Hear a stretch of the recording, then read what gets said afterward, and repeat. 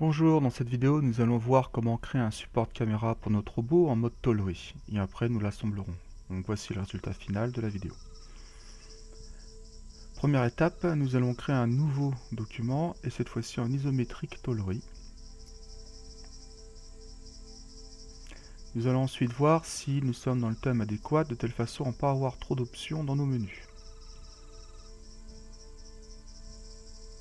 On va se mettre en vue de dessus et nous faisons un simple rectangle par 2 points.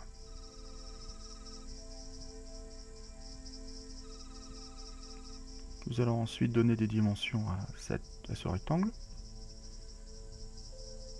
Donc ici nous prenons 54 mm, ce qui correspond à peu près à la largeur du robot.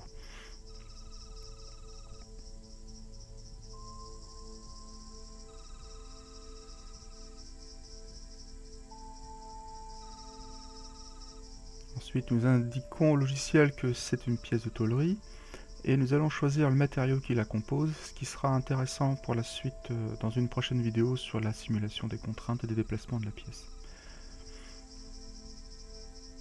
Donc j'appuie sur le bouton échappe et j'indique maintenant l'épaisseur de la pièce, c'est-à-dire 3 mm puisque nous allons le réaliser dans un PVC de 3 mm d'épaisseur.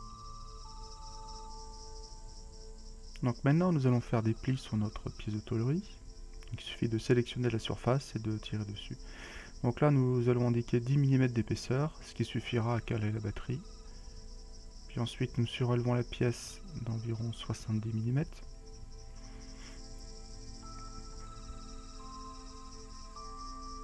Maintenant nous allons donner des dimensions à l'ensemble.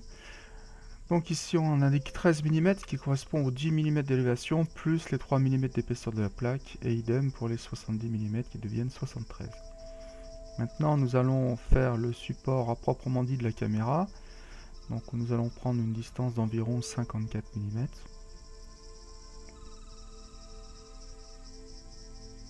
Et il faut donner un angle à ce support, sinon la caméra visionnera à terme la batterie, ce qui n'a pas beaucoup d'intérêt. Donc là, nous indiquons 150 degrés, ce qui permet à la caméra de voir devant le robot.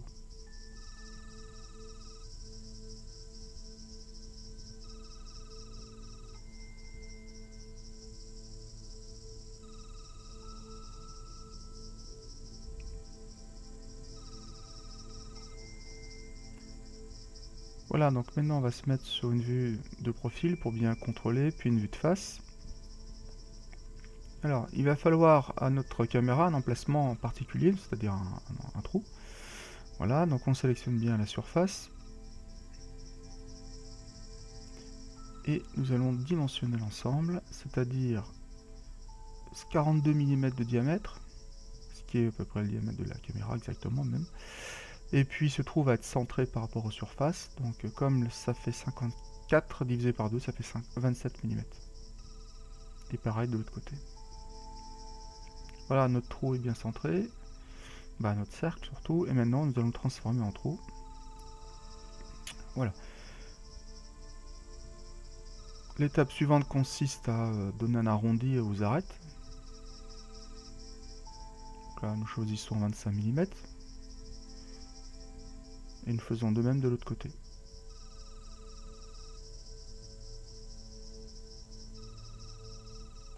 Voilà, notre support de caméra et de batterie en mode tôlerie est fini. Et maintenant, nous allons l'assembler avec les autres composants du robot. Alors, pour ce faire, nous allons faire un nouveau document. Et cette fois-ci, nous choisissons Assemblage avec le modèle déjà actif. Le logiciel nous propose de sauvegarder sous un nom notre assemblage, nous validons. Attention à le sauvegarder dans votre espace personnel, sinon ça ne fonctionnera pas. Et on voit que le menu a changé, et maintenant on peut de nouveau insérer des composants. Donc maintenant on va dans le répertoire du TP où sont stockés les composants. On choisit la base du robot, du moins sa coque. Et maintenant nous allons réaliser des contraintes entre les deux différentes pièces. Donc on veut que la surface de la coque et le fond de la pièce tôlerie soient concordants. Donc là ils sont alignés maintenant dans le même plan. Et on va aligner l'arrière de la pièce avec l'arrière de la coque, en sélectionnant les deux surfaces.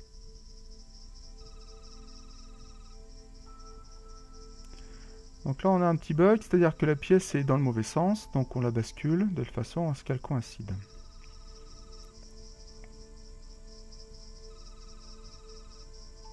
Donc on va déplacer la pièce par rapport à la coque, on se met dans une vue parallèle.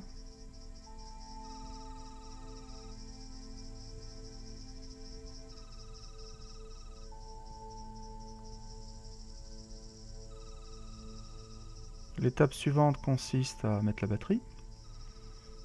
Donc même stratégie, nous allons créer des contraintes entre les différentes pièces, les différentes surfaces des pièces.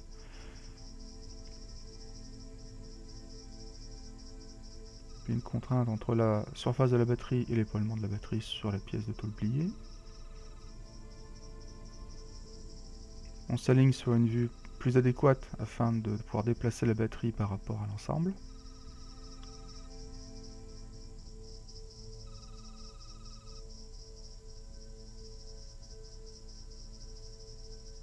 Il reste enfin à insérer maintenant la caméra. Donc la caméra, on va créer une contrainte entre l'axe de la caméra et l'axe du trou dans lequel on veut la loger. Donc là, elles sont alignées, mais la caméra dans le mauvais sens, mais c'est pas grave, on bascule. Et ensuite, on va créer une contrainte entre la surface de la caméra et l'épaulement de son logement.